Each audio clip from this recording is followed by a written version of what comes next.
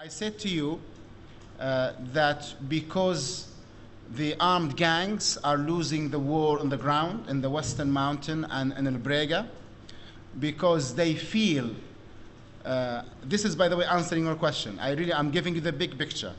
Because of the huge mass demonstrations that have been taking place in the last few weeks, because of the unprecedented support of the tribes of the west, middle, and south of Libya to the leadership, they are left only with lies, media attacks, and misinformation to boost, and this is the sad part of it, the morale of young men in the eastern part of the country. So they would continue their attack on El Brega and die in doing so. What is happening is this: they have been defeated heavily everywhere.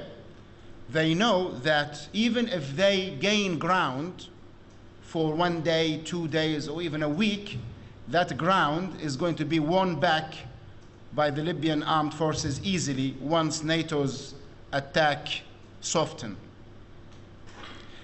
This is frustrating for the National Council of the traitors in Benghazi, and they find it very difficult to recruit people. So the only way to do it, and I said this, I said there are gonna be lies and lies to recruit people. The only way is to lie about small victories here and there, and that Mr. Abdullah Sunusi was killed, and that Saif al-Islam was hurt, and that so and so of the Libyan commanders or politicians were harmed in some way, to give boost to the morale of the young men in Benghazi and Brega and Marj, and deceive them basically and trick them into joining the civil war or the armed gangs and get killed on the gates of El Brega. It's very sad, but this is the case. We gave you figures of the number of people who were killed on El Brega. The young Libyan men are being killed near Brega every day, in their dozens. And this is the saddest thing that I have to announce. And in the east part of the country, this information is not given to the people there.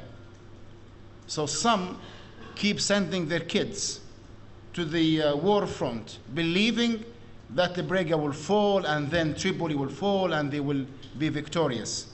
The truth of the matter is, we are very powerful, we are very strong as a government, as a state. We are not falling, we are not falling apart.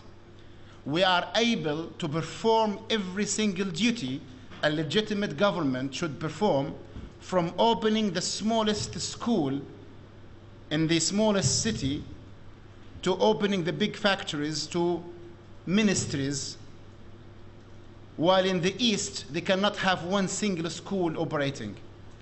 We are powerful, we are strong, and we are not just relying on our armed forces. And this is the information that NATO and the West, through you, should know. Our power is not just in the armed forces. You need to know that it's in the tribes and the masses who are rallying behind the legitimate government of this country. That is why, even if NATO's attacks continue for months upon months upon months, it will not succeed. As a matter of fact, as NATO kills more people, and this is unfortunate that this is taking place, and as the rebels, the armed gangs, kill more people, and more people are killed in the confrontations, more tribes join the fight, and tribes going back on the government becomes impossible, because what happens, it doesn't remain a political fight. It loses even its political face. It becomes a social honor fight. When a Libyan tribe loses, say, 50 of its young men in the fight against NATO and against the armed gangs, NATO has lost this tribe forever. This is the knowledge that doesn't get to NATO and to the West.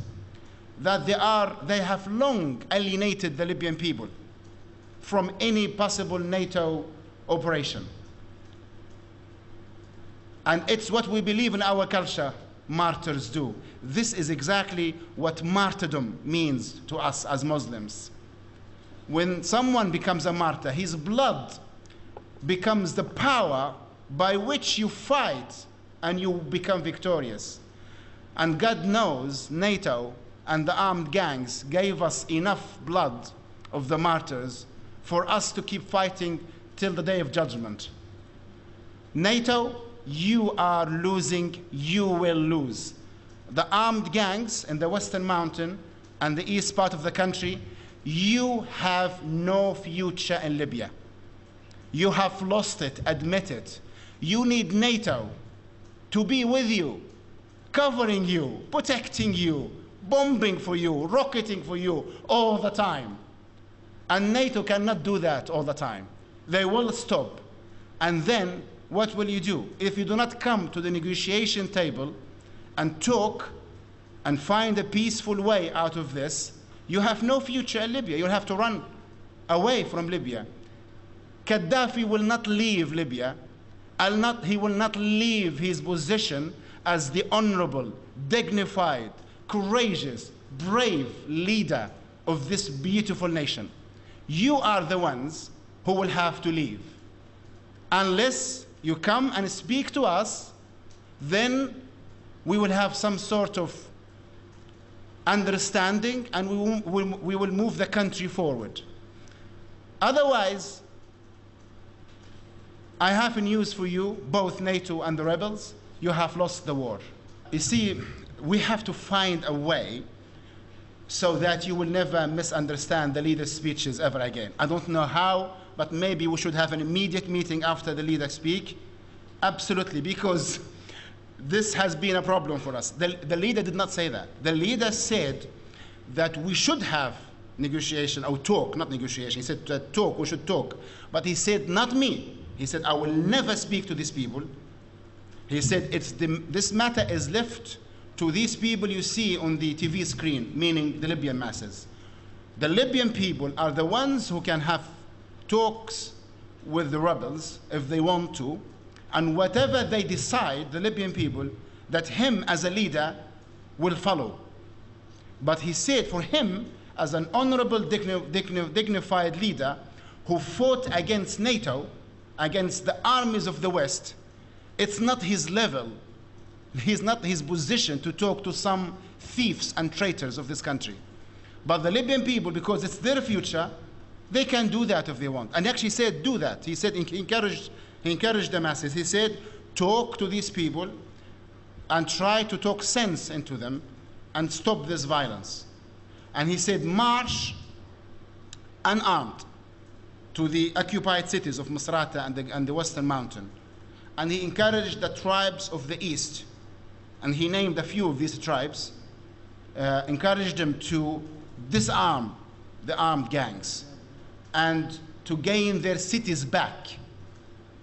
So we need to actually arrange something so that you never misunderstand what the leader says again. Maybe one of the ways we could do it, you do have we have the Libyan English channel. Are you aware of this channel? Libyan English. It broadcasts from 7 to 9, so only for 2 hours. It's a new channel, only a few weeks old. And maybe we could use it with a voice-over to broadcast the leader's speech whenever he speaks with a voice-over, and maybe then you can get exactly what he thinks. And otherwise, I could, if I'm here, I could maybe come out immediately and explain what the leader has said in the speech. Okay? Because he did actually the opposite completely. He said, we need to have talks. And he encouraged the people. But he said, no, I will never talk to these people. To my knowledge, there has been, or there was no attack yesterday whatsoever. There was an explosion near the Sheraton Hotel caused by a gas cylinder. It was a kitchen explosion that was immediately turned into an attack.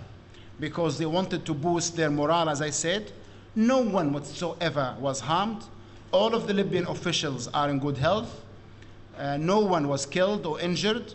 It's a simple kitchen incident that was turned immediately by Al Jazeera, famous for its honest approach to the Libyan crisis, and to boost the morale of the armed gangs in the east. It was turned into an operation taken against the Libyan officials, and that they died, and it's all, of course, rubbish. Nothing of the sort happened whatsoever. Well, I don't have enough details of this event, but of course, as I said before, we never support any acts of terrorism whatsoever. Whatsoever. Even as we are bitter and angry and sad, we will never support any acts of terrorism against anyone, even the enemies of Libya.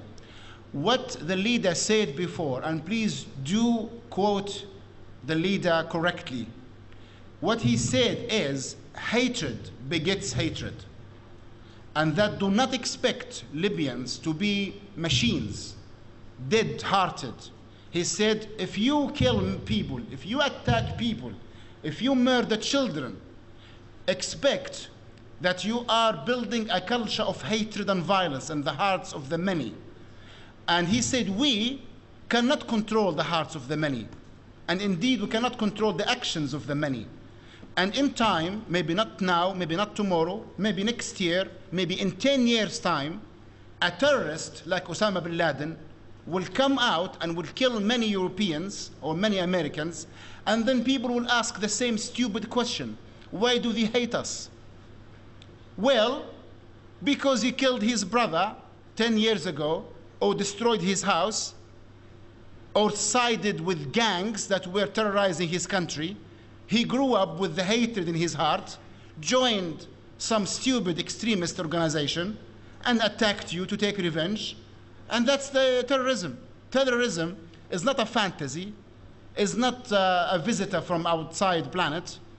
Terrorism is something you build with your own hands, and you look after it, and you make it grow. And this is what NATO is doing now, is planting terrorism in the hearts of many. And this is unfortunate and sad.